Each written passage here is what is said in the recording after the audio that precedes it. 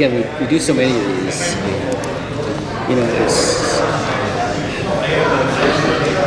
I think the thing I will say though is like this one came out better than I expected. Because a lot of times when the story of the hero, the rise of it,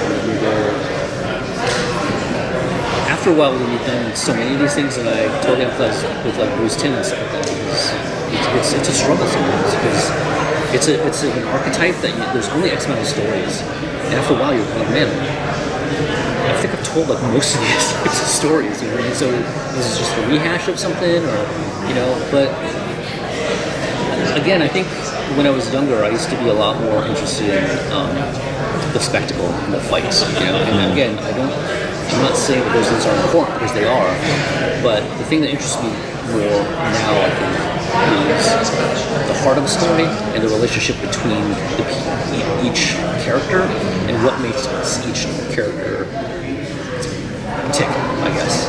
What are the hopes and the dreams of this character? What is the fears of this character? Those are the things that I find interest in now, because again, breaking in, I've always loved the story with her. Oh, thank you. Just because it's it's the stereotypical thing of like responsibility and rising up to things and having conviction and all that kind of stuff. Again, as I'm older, it's less about just I punched that guy to death or something like that, and so I win. The more it's just about really like beyond the punching. Why does he deserve it? Why is I don't know. It's the psychological thing. I'm sorry, too far into this. Okay, so my only other question is, what did you enjoy most about getting to bring this story to life? Again, I think a lot of us are a little surprised that it turned out the way it did. But again, I think it's just conceptually such a strong thing. And maybe it's a thing where, again, it's just like, why do you care about Spider-Man's death? And I think that James, who basically was the one that sort of decided that, okay, we're going to put in this continuity, and we're going to focus on the relationship. And it's like, Lois, and even Wonder Woman, I think it's because of that, I think the relationship to the people and who he is, and I think this is why it feels to me anyways, like I think we were all kind of again surprised because we just thought, man, everybody knows he's gonna die, and like we've already seen this in the comic, we've already done a movie about this like 13 years ago. Here we are doing it again, and I don't think any of us was really just like that super excited to rehash something that we've already done, but again, I think a lot of it was done because fans wanted, like a closer thing that's closer to the comic, even though it's not as close to the comic. But because what is that to us? It's a lot of us like, okay, we hear what people say, but then what does that really mean? When they say they want the same thing, but they really don't. It's more of like I think the feeling they had. I always talk about, again, forgive me, this is very telling my age, but I always think about like U2. I think about like when I was young and we heard U2, and it was like, oh, it's badass, And then you're kind of going like, every time they're it's good, and then all of a sudden, no, they're doing this weird stuff, and I don't like them anymore. They're like, I wish they would just do back the old stuff, and they just redo, whatever, like Sunday Bloody Sunday or something like that, or just keep making that, but it's not really true. It's just like it's more about like what you felt when you heard that, And so again, it's because we've done straight up adaptations, right? Batman Year One, stuff like that. Yeah. Half the people hated it, because again, I knew it, but Bruce was. This is with Bruce Timm.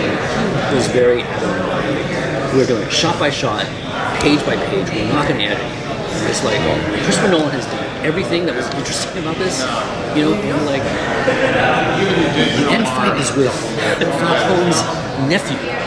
You know what I mean? Like, who cares? Nobody cares, But he's like, nope, we're gonna do it. And it's like, all right, it's Gordon fighting his nephew on a bridge. But again, it's just, it's people will say things, but I think what they want is not exactly what they're saying. But it is the feeling, and I understand that it's.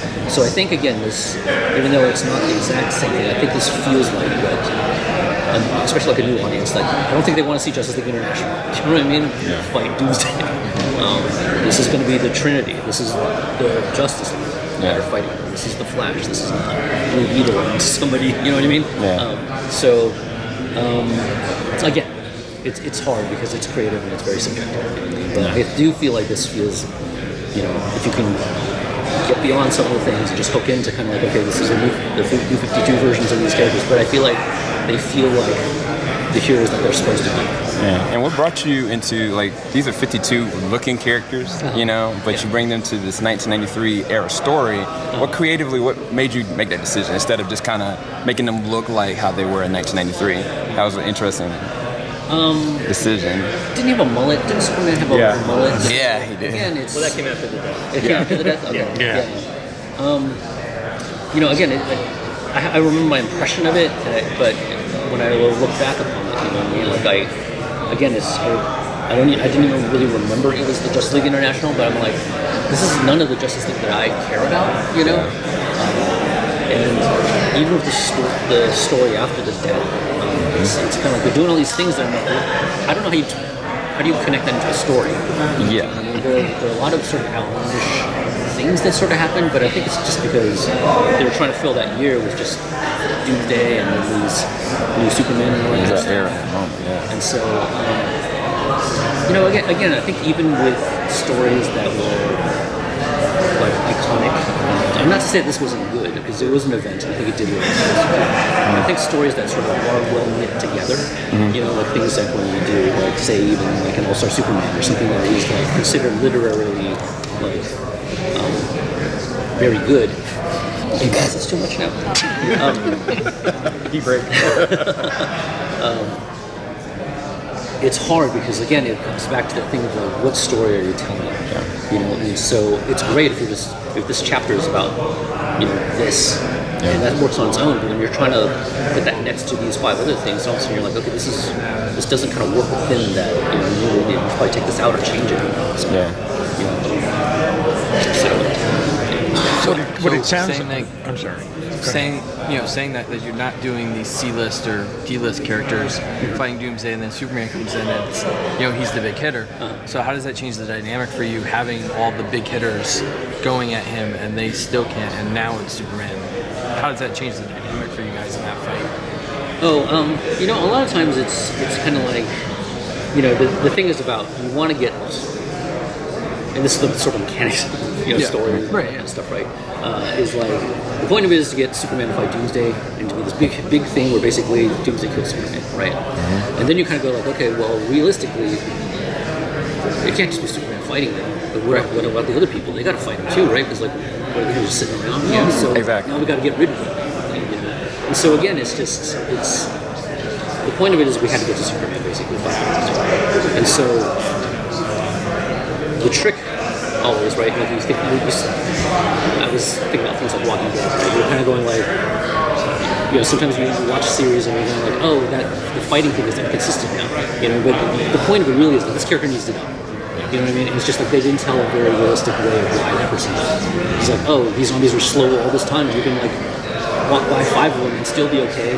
And then all of a sudden somebody jumps out from behind you and there's only one of them and now he's dead. The point of it is like this guy's got to die. It's just how you do it. Do you know what I mean? Sorry, who was over this? I interrupted it. So I think the mission was kind of, okay, who are the Justice League? And if they got to get taken out quick, how do they get taken out? Because again, Superman's got to fight Doomsday alone. Tapping out, I'm giving you. Look forward to seeing it, Chris. Gorham. Can't wait. Yeah, we're gonna check it out tonight. Wingman, cause I'm on his team. Higher than the flyest spaceship you ever seen. Hotter than a sunbeam, cause it's so real. Call him Mr. Wonderful, cause he is that deal. The night is darkest just before the dawn, and the dawn is coming quick and crack is coming. Whoopsie Nick, yeah.